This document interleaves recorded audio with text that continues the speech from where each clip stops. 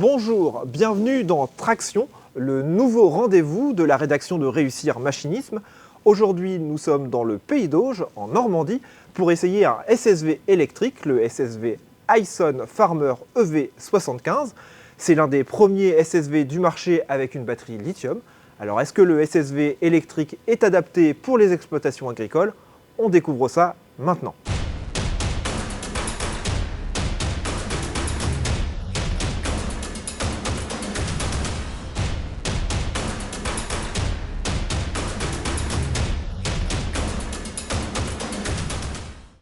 Salut Michel.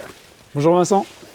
Alors entre ce SSV électrique et la version thermique, est-ce qu'il y a des grosses différences? Est-ce que c'est le même châssis? Hyson reprend exactement le même châssis que la version thermique. Donc c'est le Farmer 570 XT. Les grosses différences, c'est bien sûr la batterie qui se retrouve sous la banquette à la place du moteur thermique. Et puis avec le moteur électrique qui est implanté au-dessus de l'essieu arrière, qui entraîne donc les roues arrière, et également quand on enclenche les 4 roues motrices, les roues avant. Ici, il n'y a pas de réservoir de carburant. Par contre, il y a à l'avant la prise pour recharger la batterie. La prise, c'est là, c'est en dessous? Donc voilà, on démonte ici et on retrouve une prise standard à brancher sur le secteur. Et alors en termes de poids, est-ce que c'est beaucoup plus lourd qu'un SSV thermique? Alors il y a une centaine de kilos de différence, donc il est plus lourd que le modèle thermique. Donc il fait 750 kg. Alors Michel, est-ce que le surpoids de la version électrique ampute la capacité de chargement? Non, elle est identique au modèle essence, donc 230 kg de capacité de charge dans la benne. Alors maintenant, je vous propose de regarder les concurrents de ce SSV électrique et de faire un petit tour d'horizon de l'offre du marché. Sur le marché du SSV électrique, on trouve bien sûr Polaris avec le Ranger XP Kinetic disponible en 2 versions. Ce modèle 3 places est équipé de batteries lithium-ion affichant une autonomie de 72 à 129 km. Corvus propose le Terrain EX4. L'autonomie atteint 100 km pour une capacité de charge de 620 kg. Chez e-Track, il y a le Jobber EV5 Max. Ce modèle est lui équipé de batterie au plomb, autonomie 72 km. Enfin, le Farmer EV75 est homologué pour 4 places, l'autonomie est de 120 km et la capacité de charge se limite à 227 kg.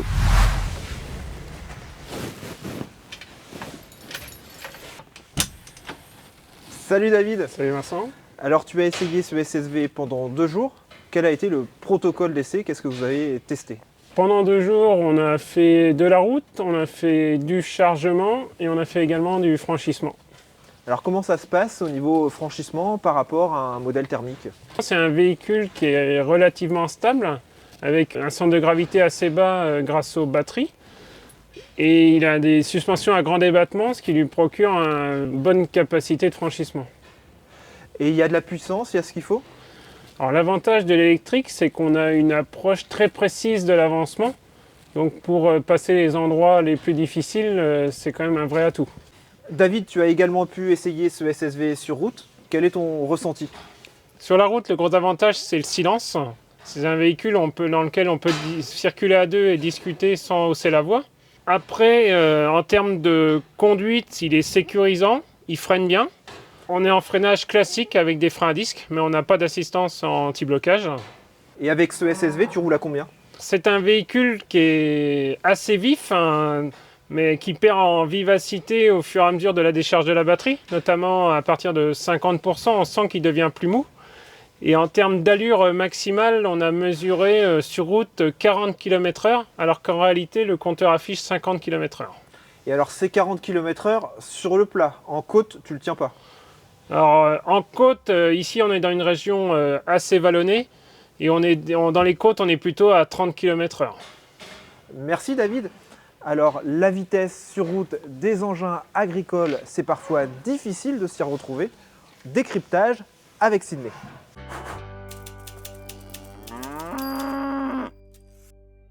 Moi je comprends pas. J'ai pris 2 PV pour excès de vitesse. alors que je suis passé qu'une fois dans le bourg. Hein? Mais comment c'est possible? Bah, il y en a un pour le tracteur et un pour la benne.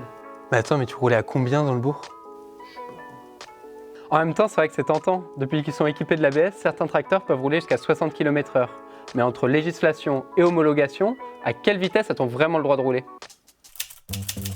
Tout d'abord, il faut regarder l'homologation de votre tracteur. Il peut être homologué à 30, 40, 50 ou 60 km/h, voire même plus s'il est équipé de l'ABS. Ensuite, il faut se pencher sur le véhicule attelé à l'arrière de votre tracteur. C'est son homologation qui va définir la vitesse à laquelle vous pourrez rouler, à savoir 25 ou 40 km/h. En ce qui concerne les outils portés, c'est la largeur qui va compter. Par exemple, votre répandeur d'engrais fait plus de 2,55 m de large, vous ne pourrez alors pas rouler au-dessus de 25 km/h. En revanche, s'il fait moins de 2,55 m, vous pourrez vous référer à la vitesse d'homologation de votre tracteur. Enfin, cela peut paraître évident, mais il faut respecter le code de la route. Comme en voiture, on ne roule pas à 50 km/h sur une route à 30. Vous l'aurez compris, même si les performances de nos tracteurs évoluent, vous ne pourrez pas toujours les exploiter complètement. Si jamais un doute subsiste, je vous conseille de vous référer à notre article sur le site Réussir Machinisme qui reprend l'ensemble des cas de figure. Allez, sur ce, bonne route! Alors Michel, qu'est-ce que ça donne concrètement en termes d'autonomie? Alors l'autonomie annoncée par Hyson, c'est entre 60 et 120 km en fonction des conditions d'utilisation, la température, le dénivelé, la charge, etc. Nous, ce qu'on a observé, c'est que cette autonomie, elle est vraiment dépendante du mode d'utilisation. Donc dans notre cas, on était un peu dans des conditions extrêmes avec beaucoup de relief, avec des vitesses maxi assez souvent atteintes. Et finalement, l'autonomie, elle arrive à entre 40 et 50 km dans ces conditions-là. Hyson propose également des SSV avec des batteries plomb. Quel est l'intérêt de ce modèle avec une batterie lithium? Alors la batterie lithium a un intérêt, c'est de pouvoir recharger sans se poser de questions sur l'état de charge de la batterie. Contrairement aux batteries au plomb qui sont données pour un nombre de cycles bien défini de recharge. Donc il faut attendre que la batterie soit suffisamment déchargée avant de mettre en place une charge. Alors, par contre, on la paye, la batterie lithium. Alors, c'est pas exactement le modèle, ce que tu m'as expliqué tout à l'heure sur le modèle plomb et le modèle batterie lithium, mais il y a une grosse différence de prix. Ce modèle-ci, sans la cabine, il est affiché à 25 000 € hors taxe, alors que le modèle équivalent en batterie au plomb, il est à 11 500 € hors taxe. Et en thermique? Et en thermique, 9 500. Michel, comment ça se conduit un SSV électrique? À quoi servent tous ces boutons? Le SSV électrique, c'est très simple d'utilisation. Au niveau de l'avancement, il y a un bouton pour la marche avant et la marche arrière. Et puis un deuxième bouton pour les trois gammes différentes. Donc on a une gamme moyenne qui privilégie l'économie de batterie.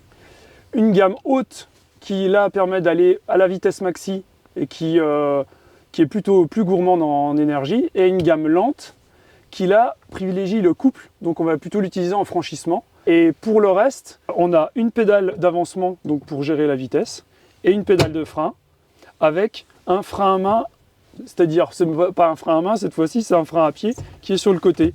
Voilà. Là, on est dans un SSV avec cabine, mais c'est une option. Donc oui, c'est une option, et c'est une option qui est à 4 000 € quand même hors taxe. Merci, on va continuer avec la benne et le chargement. La benne du Farmer EV, elle est d'une taille assez modeste. C'est du plastique très solide, monobloc. Elle se nettoie facilement. On a une ouverture très simple.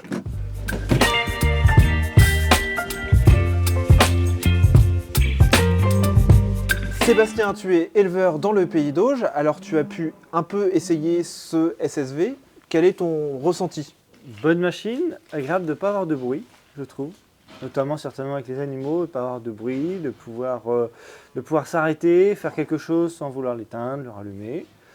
Et au niveau puissance, franchissement, tu l'as utilisé un petit peu dans les champs, c'était suffisant? Le franchissement très bien, avec des franchissements qu'on a pu passer, très bonne garde au sol. Au niveau batterie, je trouve que quand on arrive en fin de batterie, peut-être un petit peu juste. Mais sinon, répond très bien, très maniable. Très maniable pour faire des demi-tours, pour accéder à des endroits. Par rapport à un quad, par exemple, on a un gabarit qui est supérieur, mais on passe bien. Selon les tests de David et Michel, dans la réalité, l'autonomie, elle est entre 40 et 60 km par jour. Est-ce que c'est suffisant pour toi? Dans une ferme, oui, je pense, suffisant. Après, tout dépend de la saison, certainement. Peut-être qu'en milieu de journée, il faudrait recharger. quand on est en saison de clôture, en saison de vraiment utilisation intense, quoi. Alors, ce type de SSV électrique avec sa batterie lithium, est-ce que c'est le genre de produit que tu pourrais acheter pour ton exploitation?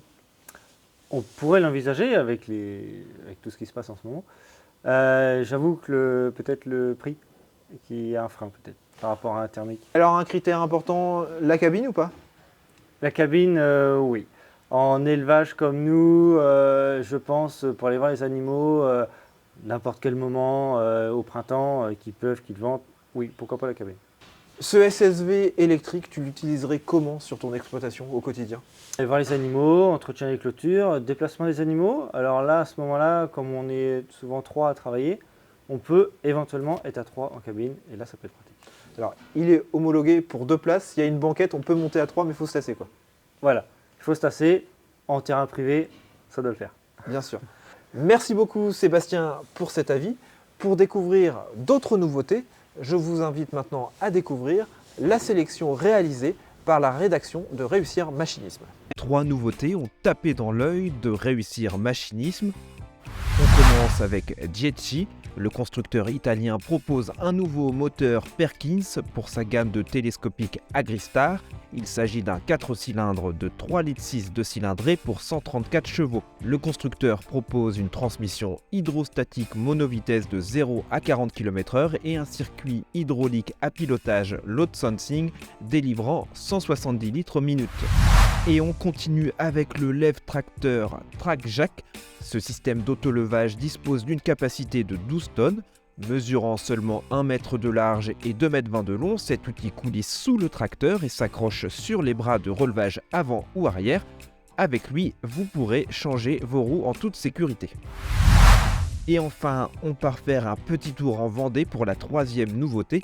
Le constructeur Lucas propose sa dessileuse mélangeuse automotrice Autospire compacte. Cette machine, monovis de 12 à 16 m3, est dotée d'une nouvelle cabine et d'un moteur Deutz 4 cylindres implanté à l'arrière de la cuve. Sa transmission hydrostatique offrant 2 plages de vitesse. Les nouveautés sélectionnées par Réussir Machinisme, c'est terminé, mais si vous en voulez encore, rendez-vous sur réussir. Le moment est venu de faire le bilan de cet essai avec vous, David et Michel. Alors ce SSV, est-ce que c'est vraiment une alternative crédible? Est-ce que l'électrique pourrait se développer dans les exploitations agricoles? Alors dans l'ensemble, ce SSV correspond tout à fait à une utilisation agricole. Vu qu'on reprend la même base qu'un véhicule essence, on retrouve les mêmes avantages. Donc finalement, c'est vraiment sur le prix qu'on se pose certaines questions. Alors si on devait retenir 2 points positifs, qu'est-ce que tu retiendrais, toi, David? En point positif, ce que je retiens, c'est la progressivité de la transmission. Et également un côté qui peut surprendre, mais c'est que la partie, je dirais le sous-bassement n'est pas du tout protégé. Et ça se transforme en avantage, puisqu'en termes de nettoyage, rien ne retient la terre. Donc c'est beaucoup plus facile à passer le laveur haute pression, par exemple. Même question pour toi, Michel? 2 points positifs à retenir? Alors ce SSV est très maniable. Il a un très bon rayon de braquage, idéal pour aller dans les bâtiments. Et deuxième point très positif, c'est la capacité de franchissement. Ce SSV a une garde au sol importante de 28 cm et les débattements de la suspension sont très bons. Et alors sur les points d'amélioration, après 2 jours d'essai, qu'est-ce que tu as détecté, toi, David? Ce qui m'a vraiment gêné sur ce véhicule, c'est l'ergonomie des commandes, et notamment l'interrupteur des clignotants que l'on va toujours chercher lorsqu'on approche une intersection. Autre point qui est lié, c'est que ces clignotants déclenchent un bip sonore qui est très gênant et très fort, et ce bip qu'on entend également en marche arrière et qu'on retrouve également en continu lorsque la batterie est vide. Et c'est insupportable à bord. De ton côté, Michel, qu'est-ce que tu vois comme piste, comme point d'amélioration? Alors l'idéal, ça serait quand même de changer la position des rétroviseurs qui sont implantés trop en avant, on ne les voit pas bien quand on est au poste de conduite. Et puis rajouter un 3e rétroviseur central, ça serait l'idéal. Et côté batterie aussi, je crois que tu étais déçu par la perte de puissance? Alors oui, quand batterie pleine, on a un véhicule qui est réactif, avec une puissance vraiment intéressante. Mais dès lors que la batterie arrive à moitié de capacité, là on observe une baisse de puissance On s'est retrouvé dans des côtes à avoir vraiment la vitesse qui perd des kilomètres heure, quoi. Eh bien, merci à tous les deux pour cet essai. On se retrouve maintenant le mois prochain pour un nouveau numéro de Traction. Et on se quitte avec le best-of des vidéos machinisme vues sur les réseaux sociaux.